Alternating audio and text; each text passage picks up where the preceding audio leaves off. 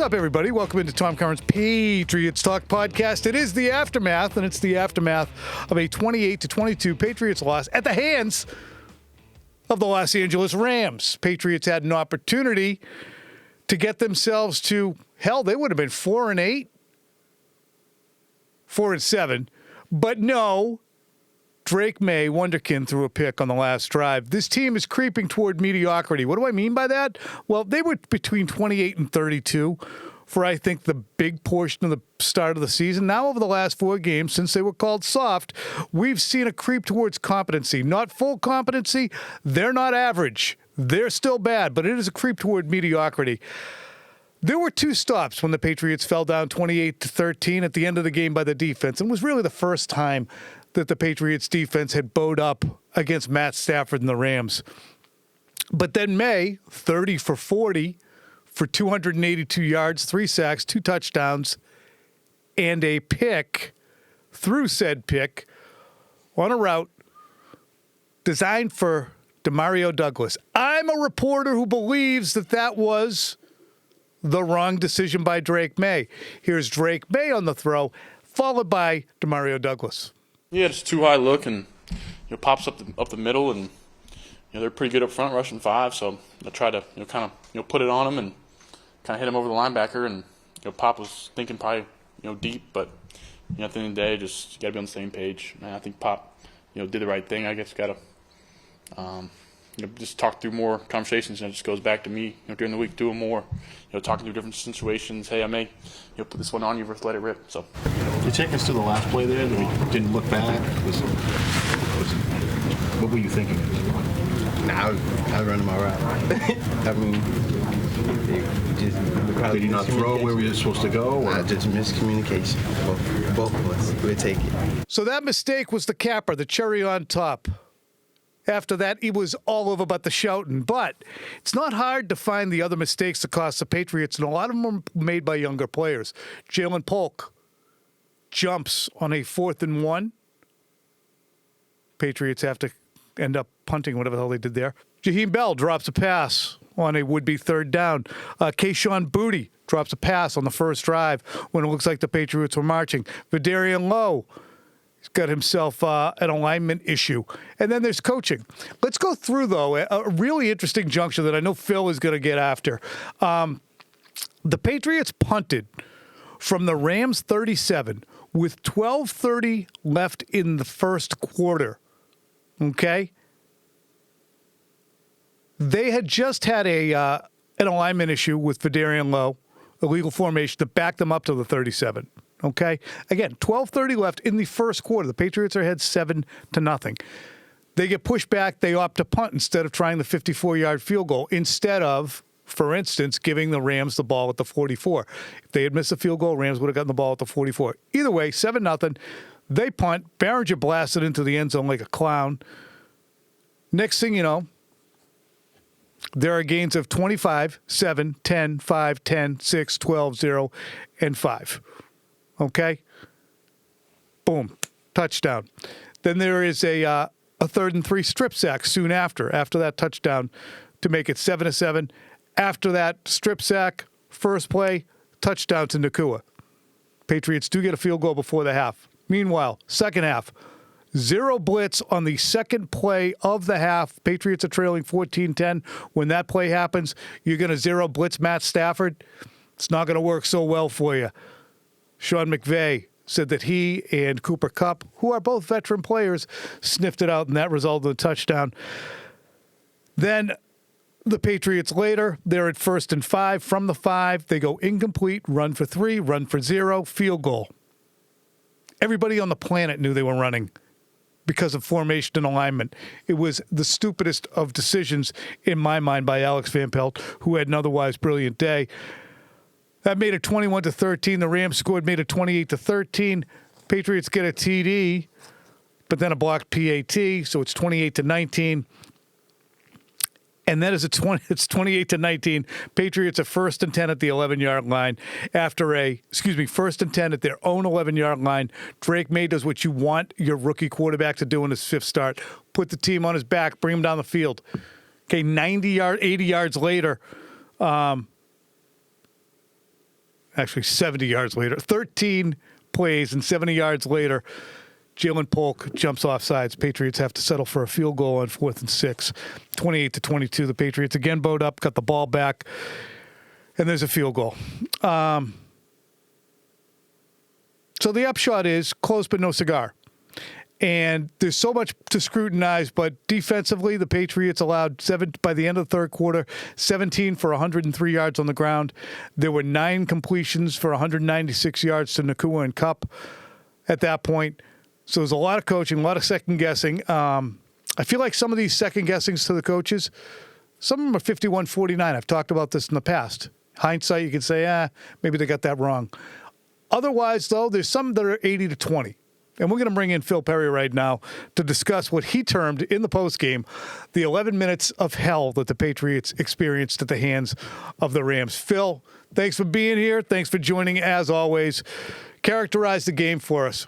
I really thought that's where they lost it. I know the Patriots felt like they controlled a large chunk of this game. Drake Maye said it right after the game and during his post-game press conference. I asked Kyle Duggar about it. It felt like for them, especially when they look back at it and they look at the box score, they held the Rams to 2 for 8 on third down. They had time of possession. They beat out the Rams by about 15 minutes in time of possession. Those things usually add up to good things. Can I interrupt? For a football team. I need to interrupt real quick on this. Because if the Patriots and Kyle Duggar or Drake Maye start using time of possession or third down as indicators, I'm going to be irritated because that's telling a false narrative. The true narrative is they only had 8 third downs because you got hammered on first and second down, and they were converting before third. They only had the ball for 22 minutes because they had a 1-play drive and a 2-play drive. So that's part of the reason. Don't talk to me about, I'm not yelling at you, Phil. But time of possession and plays run are not indicative of the Patriots being in control. It's indicative of them laying down and letting the other team steamroll them on different occasions. Sorry, I'm done. Go ahead. Tom, you are preaching to the choir on that okay, one. Thank you. When Drake Maye said he felt like it was the first thing that he said at his press conference after talking about the TAPS program, which is great, and they did a good job, I thought, of representing the salute to service message today. But when he started getting into the football game, Mayo said, he felt like the Rams never really controlled the game and that he felt like the Patriots were the ones who controlled the game. And my eyebrows shot to the roof. I didn't feel that way at all. I guess there were portions of the game where you could say it felt like the Patriots were playing better in that moment. But Tom, in those 11 minutes, the 11 minutes from hell, that's all they needed. That's all they had in terms of time of possession. They put in the end zone 4 times on 5 drives and they scored 28 points. That does not feel like the defense in that situation was in control. That's all you needed. That's all they needed to lose control of when it came to this football game. To lose it was 11 minutes because they were that bad. They allowed almost 10 yards per play, 9.9 yards per play during those 5 drives and 4 touchdowns. 80% success rate. That means you're either staying on track or you're creating explosive plays or you're putting the ball in the end zone. 9.9 yards per play and an 80% success rate. That is completely out of control. They lost control of this game for Phil, 11 minutes with the Rams having the football, and they lost because of it. 5 drives, 4 touchdowns. The only time that they didn't score a touchdown, should have been 5 for 5 on touchdowns.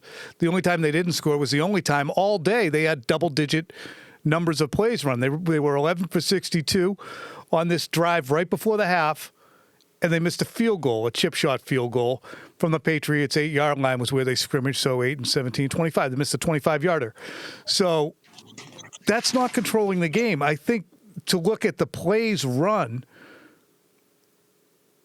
9, again, the Patriots, the reason you could be cowed into thinking that you were in control is the Patriots ran a 6-play drive, a 7-play drive, a 10-play drive, a 9-play drive, a 13-play drive, a 10-play drive, a 13-play drive, and then the 5-play drive before the pick at the end of the game. But that does feel like you're able to dictate some things, and you got a good performance from your rookie quarterback, and you got a capable performance from your tight ends. And 3 of your receivers, 2 of whom had B games, and the third of whom, Kayshon Boutte, had a C game. That's still a friggin' improvement. You have fewer idiotic penalties. But the penalty that you did get was from your rookie second-round pick, Ja'Lynn Polk, that really was a kneecapping kind of play. Boy, I'm irritated about that play. But Can I just add? Please do. I'm babbling. That play, not only was Ja'Lynn Polk on the field, critical, game-deciding, 4th and 1 situation. Gotta have it. Definition of gotta have it. Not only is Ja'Lynn Polk on the field, but Javon Baker's on the field as well. Tom, those have to be, if you were arguing, now that Tyquan Thornton especially is off the team, those are your 2 least dependable receivers on the team.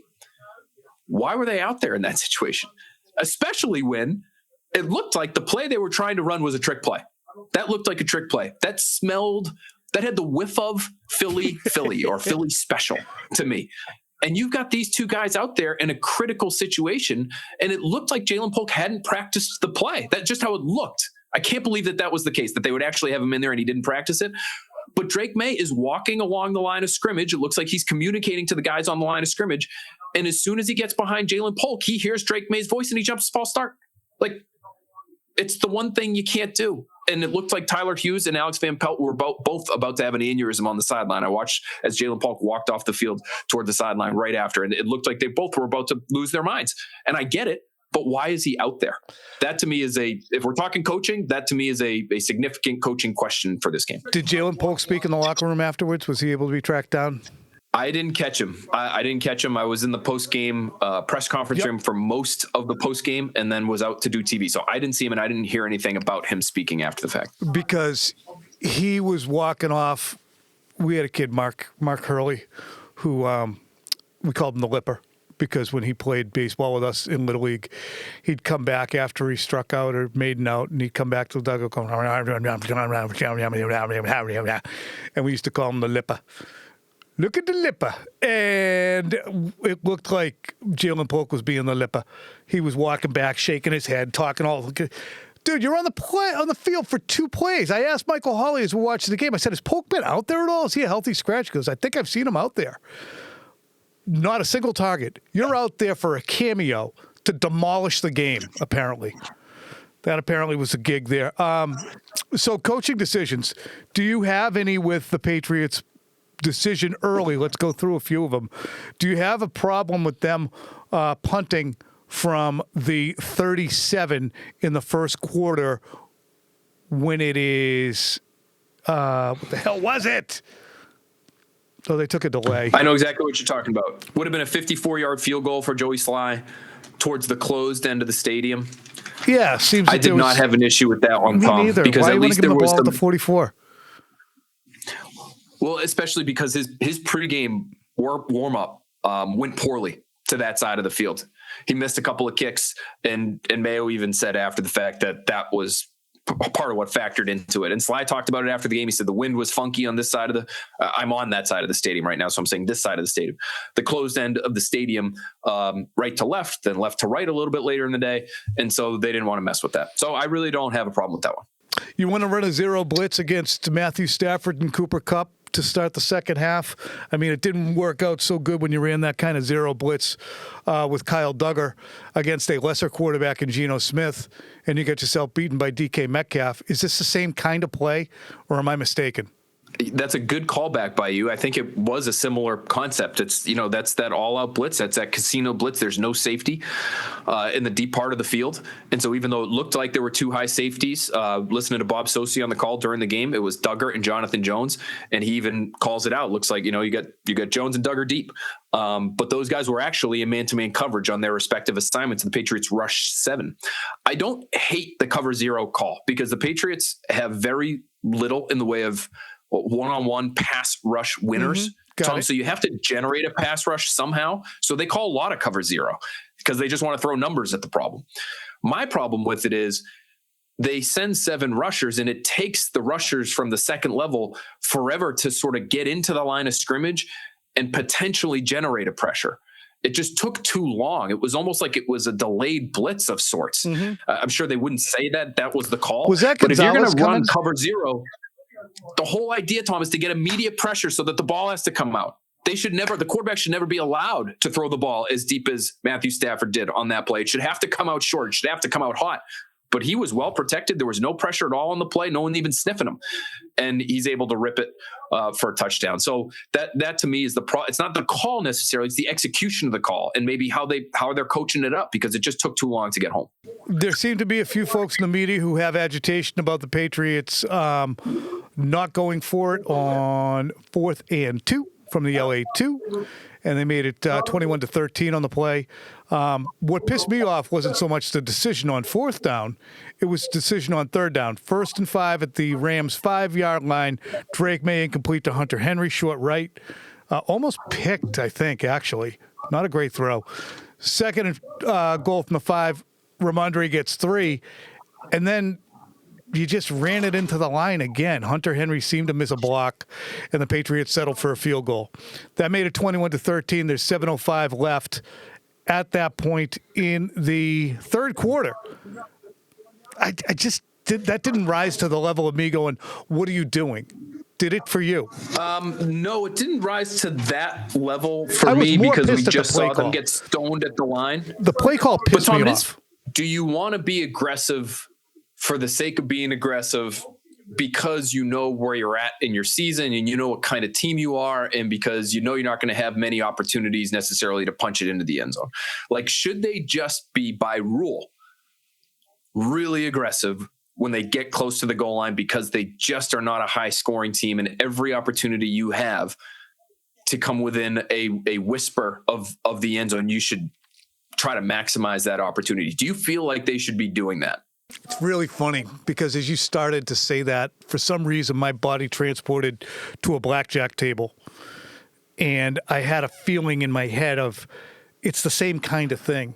You know, they got to, you got to presume that they have a 7, they're going to have a 10 under there. Do you hit? All that crap. I'm not a great blackjack player, but, are you trying to make money? Are you trying not to lose money? Do you want to try and win big? And if you don't win big, but you tried to win big, how much damage is it going to do to your psyche as you walk out of the casino?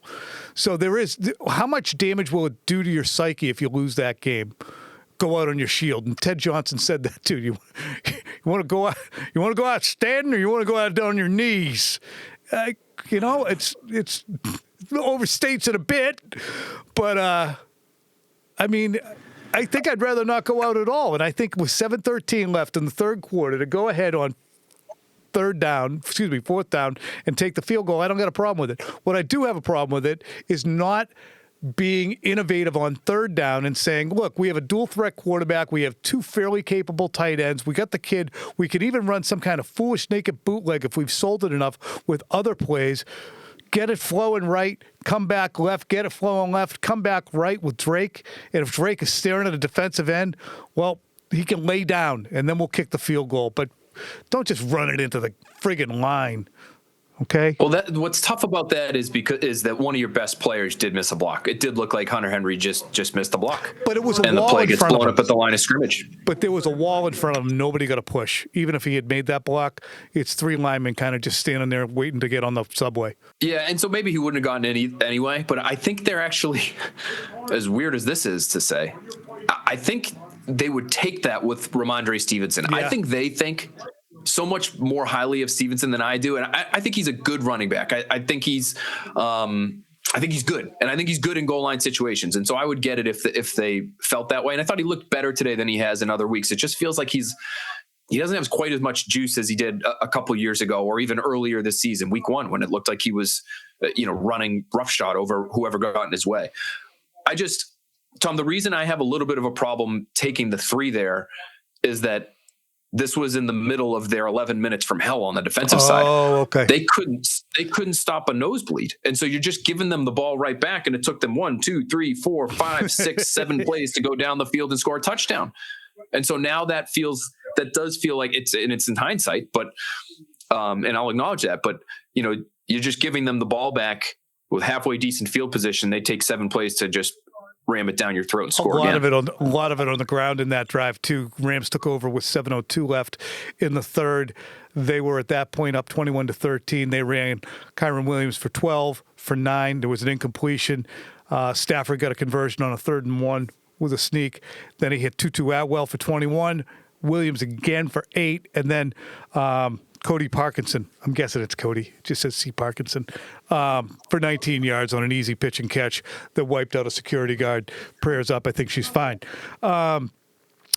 Phil, when we look at this performance all the way through, I guess one thing I talked about in the postgame, I know I talked about it on postgame live, was, look, we're sitting here, we're talking about all these different situations. We're second-guessing the coaching staff. We're looking at the 11 minutes from hell. But on the other hand, too, you have a quarterback in Drake Maye who in his 5th start was able to put on the cape after you were down 28-13 and get you in a position, 28-10, whatever it was, 28-10, was able to get you in a position to perhaps win the football game if he went down the field. And when they got the ball, Phil, I think you in the press box, me where I was, people watching on TV, people in the stadium all said, well, this kid's pretty good. We got a chance to get here.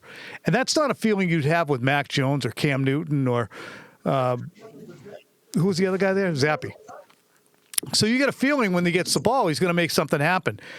He does throw it to the wrong team.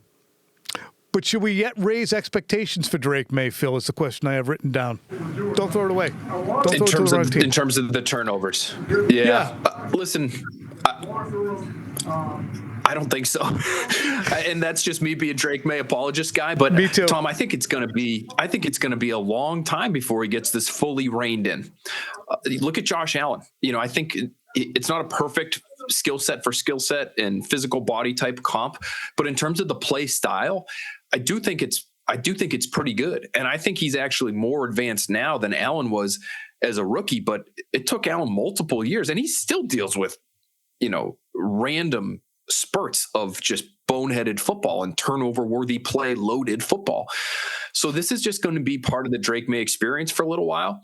And I'm not even sure how much to put on Drake Maye on the game ending interception. I did find the explanations after the fact to be pretty interesting. Drake Maye said he saw cover 2. And so cover 2, we know that where's the opening in the cover 2 look when you get it as a quarterback, it's in the middle of the field. Mm-hmm. And so I think he tried to put it on Pop Douglas in the middle of the field against cover 2. Douglas didn't turn around and look for it. I'm not sure it would have been a great throw even if he had. I think it would have been behind Douglas. Mm-hmm. So even if it was Douglas's screw up on the miscommunication, it might have been just a plain bad throw by Drake Maye. But I also kind of get Douglas and what he saw too, Tom, because if you watch it back, and I've watched it a few times now between now and the end of the game, the weak side safety takes Hunter Henry. And so underneath. It looks like Pop Douglas is running to open space. And so he might see all that green grass and say, my guy can get it there. He could throw it 60 yards from his knees. And I sort of get it on. And I'm sorry, buddy. And I already have this safety on my back almost. Yeah. So I get it on both ends. I get what Douglas saw. I get what Drake saw because he was under pressure. There was somebody sort of rolling around by his legs. And so he probably, given how the game had gone, probably thought he was about to get hit and couldn't hold on to it much longer. I think both guys probably have some blame in the miscommunication because you just can't have a miscommunication situation at that point in the game. It's one of the most important plays of the game. You got to be on the same page. And so I put it a little bit on both guys. I would really love to know exactly what Alex Van Pelt is coaching Pop Douglas to do. Is he coached to take it deep when the weak side safety takes Hunter Henry? Or is it because it looks like it's sort of an all-go situation and it's cover 2? Are you just supposed to hang in the middle of the field and wait for that throw to come to you, Pop Douglas? We don't know, and so we don't know for sure who to put the full blame on. But again, you got a miscommunication there. Everybody's got to take a little bit. And maybe, too, if you're Drake Maye, regardless of who's right, who's wrong, if you're not 1,000,000% positive that he's going to see that the same way you do, get off him. Get off him. But, it's hard in real time. You got to have it again. You got to have it. It's 3rd and a mile, and you're just thinking – was third. You're thinking cover 2, middle of the field. Like that might just be as far as he gets in his thought process. I don't know. I genuinely don't know what the look is or what the read is there. But I thought Tom overall under pressure – he was pretty good, according to me. Can I just tell you my stats? Yeah, please. I'm sorry. I've done this to you several times. The numbers are pretty good.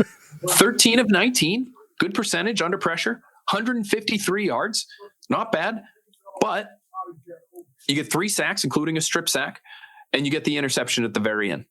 So like 2 turnovers and I would say even like a critical sack taken right before the pick, because it felt like he held on to that a little bit longer than he should have. And so I would put a lot of the responsibility for that sack on him.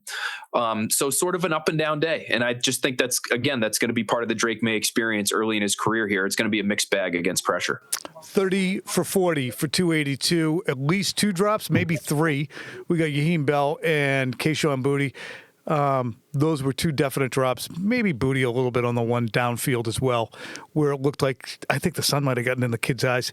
How do you think Alex Van Pelt did after a week of scrutiny? I think he did, again, pretty good as a play caller. I mean, both of us are kind of signing off on him as a quarterback developer.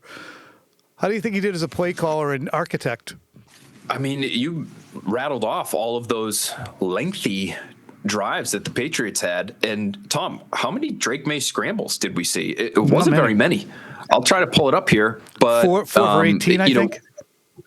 4 scrambles. That's 2 weeks in a row, just 4 scrambles. I think that's a pretty good job. Actually, 3 carries for 27 yards. Okay. For Drake Maye. So, that means when he's facing pressure, he's still in all likelihood, for the most part, going to answers that he's been given by his offensive coordinator. Okay, if we're feeling it early, here's where you go. Here's your hot. Here's how to handle this particular situation against this particular blitz. And so I give Alex Van Pelt a lot of credit for that. This was not just Drake Maye running around and creating a lot off script. A lot of this stuff and the damage that he did today was from the pocket. I also give him credit for the unbalanced. I don't know if you'd technically call it unbalanced, but the big guy touchdown at the end, That's a creative play. They got creative with Marcus Jones. They used him on a sort of an orbit motion and gave it to him. Then they used that same orbit motion with Marcus Jones later in the game, and they used it as sort of a decoy, and they ended up hitting Ramondre Stevenson for a screen for 9 yards. So I thought he was creative. I thought he helped them string drives along. I thought he sequenced things nicely. So I thought it was a really good day for Alex Van Pelt, again, after a week where we're all wondering if he's going to be here at the end of the year. Meanwhile, great stuff, Phil, on that, by the way. I think that was very good. Not that you need to hear it from me, but we're friends, and I want you to know when I think you're doing a good job. I appreciate you. Real quick, before we hit Stock Watch, wanted to read you a couple quotes from Sean McVay, who, I don't know, I think I'd like to cover the guy. I think he's smart. I think he's kind of enjoyable, pretty transparent. He mentioned the wide receivers, and he was talking about Christian Gonzalez. He said on the wideouts, it seemed like you were staying away from Gonzalez a little bit, and he said, is that a scheme thing? And I just thought this was interesting, what an outside perspective was. There were some instances where we got a lot of respect for them. I had a lot of respect for the secondary, the way the different things they could do. Gonzalez is the real deal, does an excellent job, and I think it worked out that way. There were some instances where we said, if you could avoid him, let's go ahead and do that. So interesting. We'll probably talk about that more during the week in terms of Gonzalez. Question on the zero blitz. The resultant touchdown, he said that did Cooper Kupp deviate? He said, no, he read it right. That was the adjustment you want with that specific route and that coverage contour. He and Matthew were on the same page, 69-yard touchdown. We like those plays. Finally, on Drake Maye,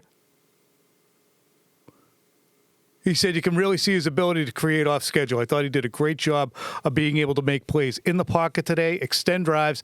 Thought he was patient, taking some underneath checkdowns where guys were able to create. We had tighter coverages, and he was able to fit the ball into tight windows. He looks like a stud. I didn't do too much work on him going out. I do know a lot of people that study him really hard, loved what he was all about. So, interesting. I just like the outside perspective sometimes, Phil. Let's get right to Stock Watch right now. Whose stock did you watch go up? Stock up. Boy, I'll I'm not ready for this. I'll do mine first. So go ahead. Yeah, let's cut that out where I sound like a dummy. You go first. Leave that in, guys. I'm going to go Kendrick Bourne, 5 targets, 5 catches, including a touchdown, bouncing back from a game in which he was he a healthy scratch or DNP-CD or? DNP-CD last week, in uniform, no snaps. Oh, hurtful. But this is the epitome of Stock Watch. His stock was low. We have watched it gain. I'm going to give you another stock watch. It's going to be the tight ends, and Phil can do the stock downs. We got 10 catches for Hooper and Henry combined for about 95 yards, I believe it was. A lot of tough ones, a lot of tough situations, bailout type throws that Drake Maye put on them, and they were able to make the plays on those. So that missed block by Hunter Henry notwithstanding, we're going to go stock up for those two. Phil, you get the stock downs. Be the bad guy. Boy, hate to do it because he's landed in this category multiple times this year, but Ja'Lynn Polk is the first one that comes to mind for me. When you're compared to your starting left tackle, seeing fewer targets and having fewer catches and fewer touchdowns, and you have a critical error in a critical situation with the false start penalty on what looked like a trick play, that has to get you in the stock down category for this week. I'm going to give it also to Tyquan Thornton, who has been released. We haven't had a chance to talk about him on the pod, but he gets a late stock down, stock way down, stock off the market, business closed. Closed. What happens when a business, I don't know, I'm a business guy. All right, ladies and gentlemen, make sure you catch the breakdown tomorrow. Phil Perry and Ted Johnson will be with you. Got to thank everybody, our producers, Adam Jay-Z, John Henry does all his work. Brian Robillard produced for us today, made sure that everything was set for this. It's a long day for people on these podcasts. We do a whole bunch, and then at the end we go, hey, let's do that podcast that we do after the game. So I appreciate all the people who make sure that we get that done, and I appreciate you guys listening. Phil, peace out, Girl Scout.